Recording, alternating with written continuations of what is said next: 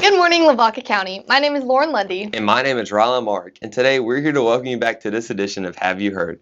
Now for some local news. On Friday, April 26th, Hallettsville will begin celebrating Fiddler's Frolics. Join us Friday night for Cajun Night. Saturday, the barbecue cook-off will start, and in the evening, Diamond Rio will be performing in the KC Hall. The festivities will continue into Sunday. Just a reminder, Lavaca County, early voting for the bond propositions is April 22nd through 30th. Make sure to get in your votes. This week, we took the time to sit down with Hallettsville ISD Superintendent Dr. Joanne Bluda to hear about some details related to the bond propositions. Let's take a look. Dr. Bluda, what was the driving factor of creating this bond and who all was involved in this process? So the school district every spring meets with the District Advisory Council and reviews the results of a comprehensive needs assessment. The comprehensive needs assessment involves a survey from all of the parents, students, staff members, and other community members who have an opportunity to give us feedback on how things are going in the district. Each year we review that feedback, share that with the school board, and that's how the board determines the priorities for the next year. Yes, ma'am. What is the potential student and community impact if this bond passes, and maybe even if it doesn't? So the way that the school finance system works in Texas is that generally capital improvements are made through bond elections, where the community has an opportunity to share their voice in how they want their tax dollars to be spent. So if the bond passes, then more of the funds that are in our maintenance and operations budget can be used towards instructional purposes to directly benefit the students and the teachers in the instructional program. Also, the concerns that have been mentioned in our district needs assessment will have an opportunity to be addressed through the bond if the bond passes.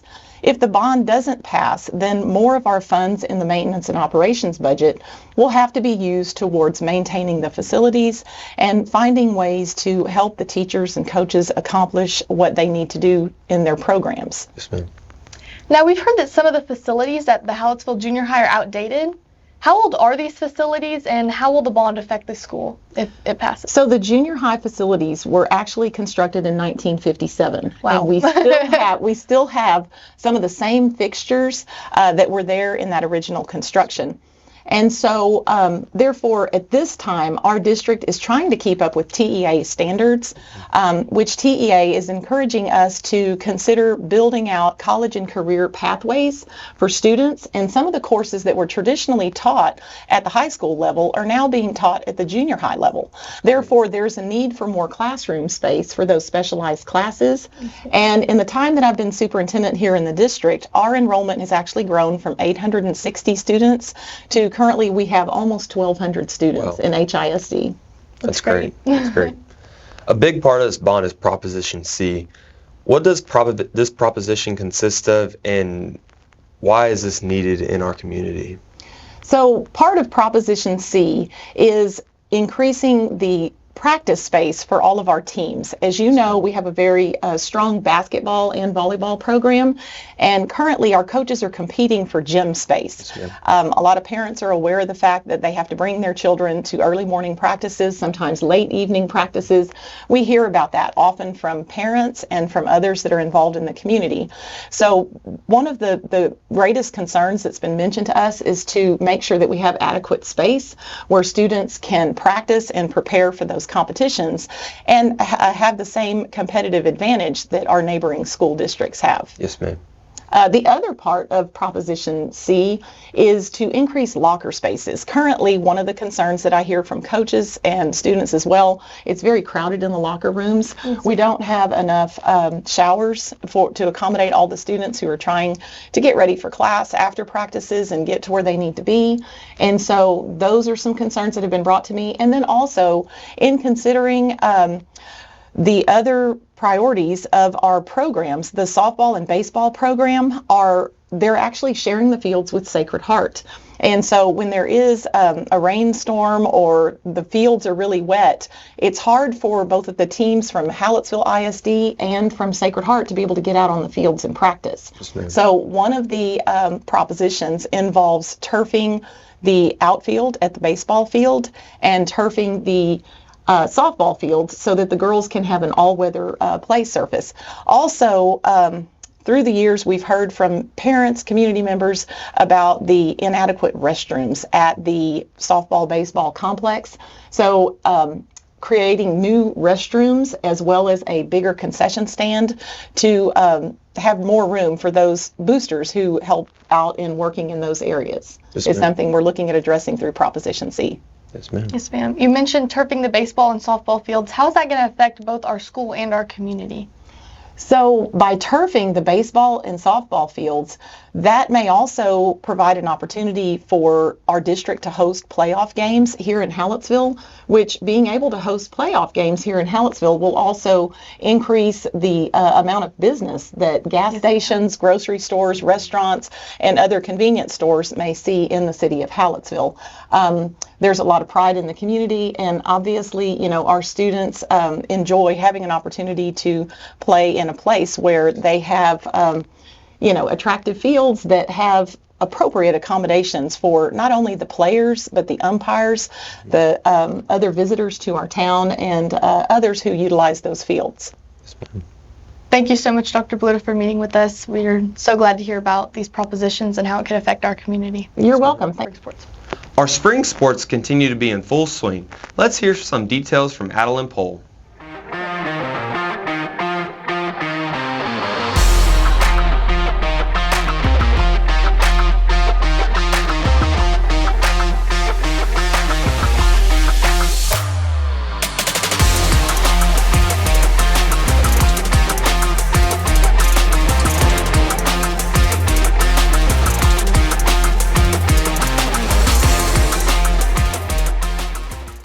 Hey Brahma fans, my name is Adeline Pohl. Welcome to Sports on Have You Heard, where I recap the games from your Brahmas and Lady Brahmas. Your Lady Brahma softball team shut out Rice on Tuesday in 3 innings with a score of 15-0. Your Brahma baseball team won last Friday against Yoakum 10-0 and won again on Tuesday against Rice 2-0.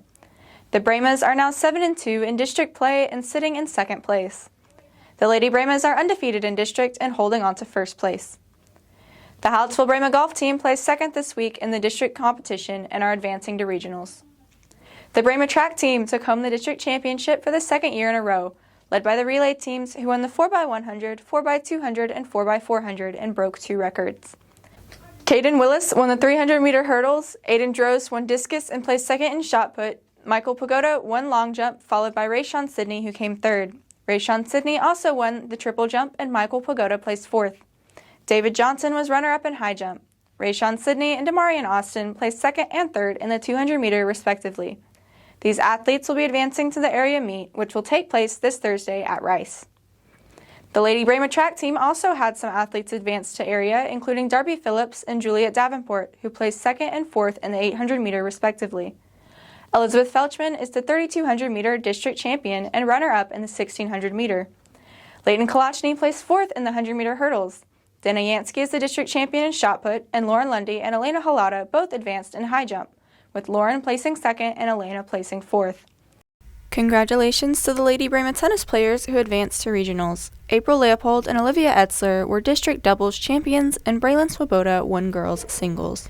Thank you for turning into sports on Have You Heard. Back to you, Rylan and Lauren. Thank you, Adeline. We are so excited to see our teams continue throughout their seasons. It's finally starting to feel like spring. Let's see what's in next week's weather forecast with Peyton Posick. Good morning, Lavaca County. My name is Peyton Possock, and here's your weather forecast for the next 14 days. This weekend, we are looking at partly cloudy weather with highs in the lower 80s and lows in the 60s with a moderate breeze. This next week, we're looking at mostly cloudy and stormy weather, starting the week off on Monday with a high of 81 degrees and a low of 71 degrees. Tuesday and Wednesday, we're looking at partly stormy and cloudy weather with highs in the upper 80s and lows in the lower 70s to upper 60s. Thursday through Sunday, we're looking at mostly stormy weather with highs in the mid-70s and lows in the lower 60s. Have a great weekend and stay dry. Once again, my name is Peyton Possock, and back to Rylan and Lauren. Thanks, Peyton. I'm glad the weather will continue to be comfortable. Let's go to Brett Baker and Peyton Matheson to hear about the progression of CDE season and the Ag News of the Week.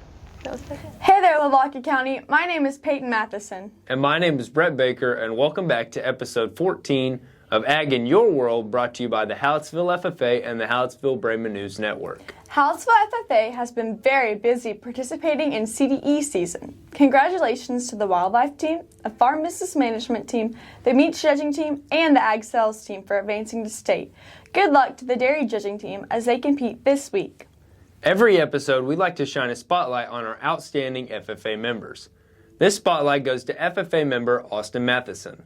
Austin is a senior and in his 4th year of FFA. Austin has participated in the chapter conducting LDE and the livestock judging CDE. Austin has also done shooting sports and shown pigs and a heifer at the Hallettsville Junior Livestock Show, as well as pigs at major shows, and showed a scramble heifer at the Houston Livestock Show this year. And we'll close with the ag news of the week. The bird flu outbreak has caused one person in Texas to contract the virus from an affected dairy cow, which is very rare. There have only been 2 known people in the U.S. to catch the bird flu. Bird flu affects domestic poultry as well as wild birds and can even spread to livestock such as goats and cattle. Wild birds often carry the virus with no signs of illness and then cause domestic animals to get sick. Bird flu is not a danger to the public, but it can cause major losses to the food supply. With all the egg and meat producing birds that are sick or have died, the prices of eggs and meat are expected to rise. The biggest impact that the bird flu has is a loss of production and a loss of profit for our producers. Thank you again for tuning in to Ag and Your World, brought to you by the Hallettsville FFA. We hope that you return for our next episode that will air on Have You Heard. Now back to Rylan and Lauren. Thank you, Britt and Peyton.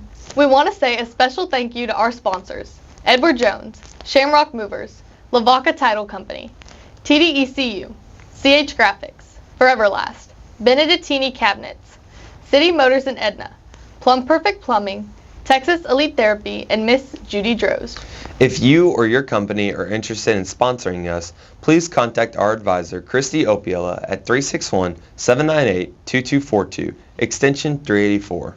Once again, I'm Lauren Lundy. And I'm Rylan Marek. Thank you for joining us for today's edition of Have You Heard? See you next time.